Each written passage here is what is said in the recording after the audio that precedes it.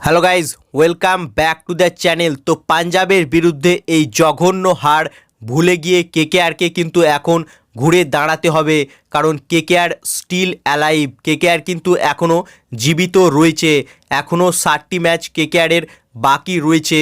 তবে কেকেআরের পরবর্তী ম্যাচ রয়েছে সোমবার গুজরাট টাইটেন্সের বিরুদ্ধে, অর্থাৎ কিছুটা গ্যাপ রয়েছে কেকেআর প্লেয়ারদের হাতে। তাই এই ভুল শুধরে মানসিকভাবে নতুন ফ্রেশ রিফ্রেশমেন্ট চালু করতে হবে কেকেআরকে, এবং কেকেআরকে কিন্তু আবারও বাউন্স ব্যাক করতে হবে। তো পরের ম্যাচে কেকেআরকে কী ভুল শুধরানো উচিত? তো আমার মনে হচ্ছে কেকেআরের এখন সময় চলে এসেছে যে মনীষ পাণ্ডেকে নিয়মিত খেলার মিডল অর্ডারে, কারণ কেকেআরের মিডল অর্ডারে সমস্যা রয়েছে। এটা কিন্তু পাঞ্জাব ম্যাচেও দেখা গিয়েছে, আরসিবি ম্যাচেও হয়েছিল, আর লখনৌর বিরুদ্ধেও সেটাই হয়েছে। তাই মিডল অর্ডারে মনীষ পাণ্ডেকে নিয়ে আসতে হবে, এটা কিন্তু পরের ম্যাচে কেকেআরকে পরিবর্তন করতে হবে। এছাড়াও ওপেনিংয়ে রহমানুল্লাহ গুরবাজকে খেলানোর দরকার, কারণ গুরবাজ টি20 বিশ্বকাপের হাইয়েস্ট রান স্কোরার ছিল, আর সে কিন্তু কেকেআরের হয়ে জল বয়ে নিয়ে আসছে।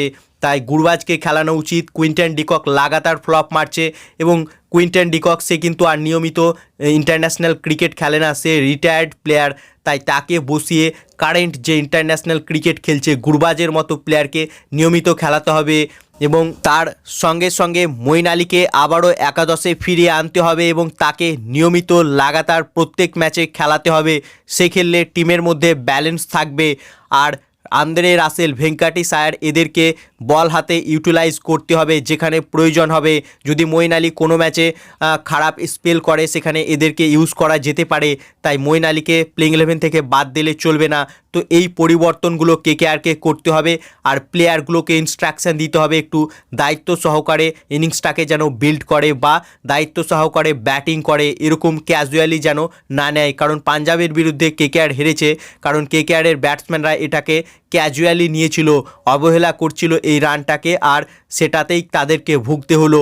111 রান করতে কিন্তু ব্যর্থ হয়েছে কেকেআরের ব্যাটসম্যানগুলো। আর তার সঙ্গে সঙ্গে কেকেআরের হেড কোচ চন্দ্রকান্ত পণ্ডিত আর মেন্টর ডোয়েন ব্র্যাভো এদেরকে আরও সিরিয়াস হতে হবে, এবং আরও অ্যানিমেটেড হয়ে কাজ করতে হবে।